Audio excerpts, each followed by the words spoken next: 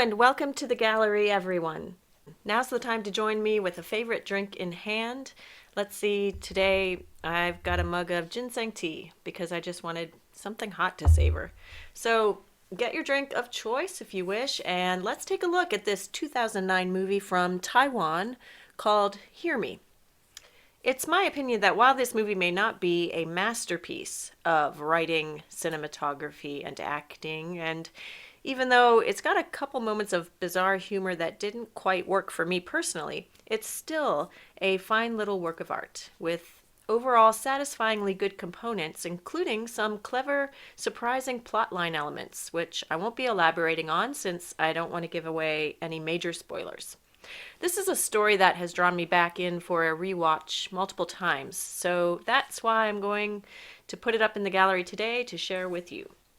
The theme quote I've chosen for my analysis comes from this book, Anatomy of the Soul, by Dr. Kurt Thompson. My husband and I like to read books aloud to each other over our morning coffees before we head off for work, and we both kind of geeked out on this neuropsychology book and the brain science explained within it. One of the many lessons I received from the book is this: telling your life story to another person who truly hears you, that is, someone who listens empathetically, has psychological importance, yes, and the power to actually change neural pathways in our brains. Skipping over the exciting to me but rather lengthy sections on the brain science stuff behind it all, here's the passage in the book for my theme quote. You construct your understanding of the world and your place in it through the lens of your own story, and the manner and context in which you reflect on your story in your mind or tell your story to others become part of the fabric of the narrative itself. In other words, the process of reflecting on and telling others your story and the way you experience others hearing it actually shapes the story and the very neural correlates or networks it represents. All right, so the book goes on to explain that this means we don't have to be stuck in our past narrative. Rather, the way our past narrative is received as we tell it to another person can actually change how we remember it and act upon it for our present day living. Okay, it's time for a smattering of particular images from the movie that connect to this theme of being properly heard by another person.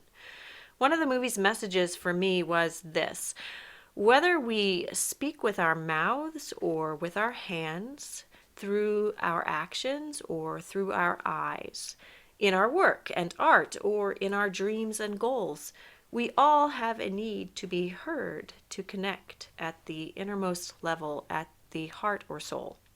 A second message from the movie for me was this: if you have someone in your life who truly listens to you, cherish that person. And also then, in turn, try to be that person who listens carefully for someone else. I like that this movie highlights several different relationships, and that it's as much or even possibly more so about the relationship between the female lead and her sister, and also about the relationship of the male lead as an only child with his parents, as it is about the growing romantic relationship between our male lead and female lead. I just love these parents in their own uniquely quirky ways. Not only were they supportive parents who took the time to pay attention to their son's interests and concerns, but they also seemed to have a healthy, loving marriage relationship of their own where they listened well to each other. Such a rare and beautiful thing. And later, when our female lead gets to meet these parents, they are so delightfully awkward yet welcoming, and so desirous of getting to know and communicate with this new person who is important in their son's life. While their father is away living and working in Africa as a missionary, these two sisters share a home together. And our female lead works energetically to earn money so her sister can focus on her goal of swimming in the upcoming Deaf Olympics. The two of them, even given their very close relationship, have to continue to work at knowing each other and listening well to what is really going on with each other as they face different challenging life circumstances. I like how earnest and yet gentle our female lead is as she tries throughout the movie to understand her sister better. Even in the face of miscommunication, misunderstanding, and anger, she stays pretty calm and loving, signing to her deaf sister, "Can you tell me what happened?" Here, our male lead endeavors to get to know our female lead better and communicates with her through sign language. He's met the two sisters earlier while delivering lunchboxes from his parents' restaurant to the swimming pool where all the athletes are practicing. Now, we are told that he took a sign language class in college, but he seems to have his own unique improvisational style, incorporating facial expressions that are pretty delightful to watch at times.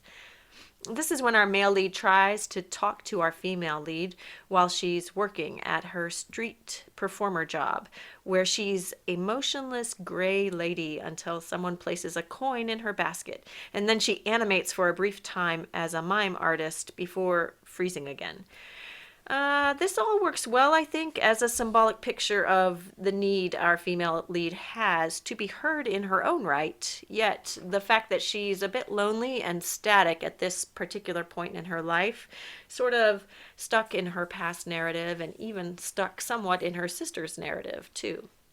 Our male lead says in this scene, "You don't talk about yourself. It makes me want to know you more." And later he gives her this gift of a coin collection bank in the shape of a water bird. And reflecting on the very first time he saw her running around the edges of the swimming pool, he says to her, "When I first met you, you were like a water bird flying far and high by stepping on the water." This gift is like a request and an invitation to tell him her story. To let others hear her story may bring her more freedom of action for the present time, just as the water bird is free to migrate. Now, there's a poem that comes to my mind when I consider this movie's theme.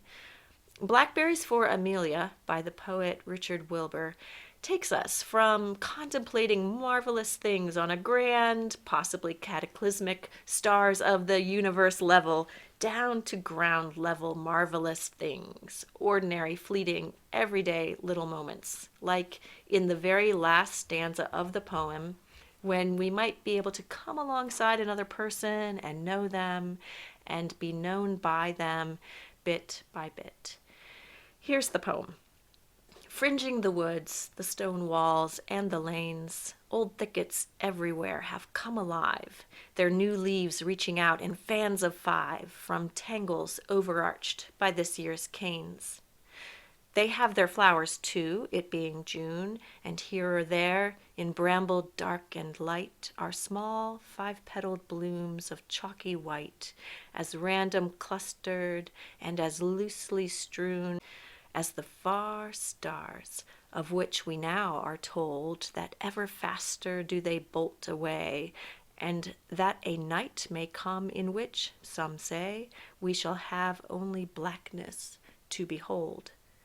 I have no time for any change so great, but I shall see the August weather spur berries to ripen where the flowers were, dark berries, savage sweet, and worth the wait. And there will come the moment to be quick and save some from the birds, and I shall need 2 pails, old clothes in which to stain and bleed, and a grandchild to talk with while we pick. Last of all, I have 2 songs to share with you, and I'm really quite excited about these particular pieces of theme music. The first song is by the band The Chestertons, and it's called Universe.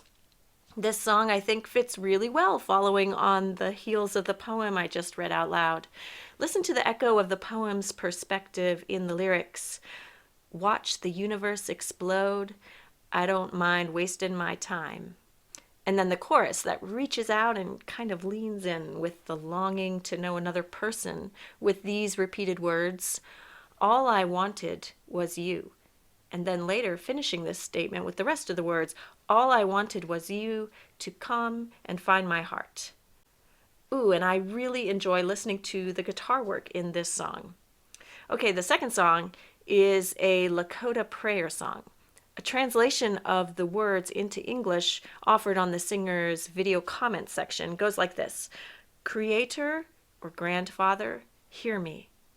I pray to you in a humble way. I appreciate that these two young men used their beautiful voices to sing this and then share it with all of us. So thanks, guys. My great-great-grandmother was Native American, and there's so much more about her that I wish to know. I look forward to hearing her story someday. I've provided a link down below in the description for each of these songs so you can take your time listening, and I hope you'll enjoy them. Thank you for sharing your time with me here in the gallery. As we each go on our way, let's do our best to lean in, to listen, and to stay awake to gather the beautiful.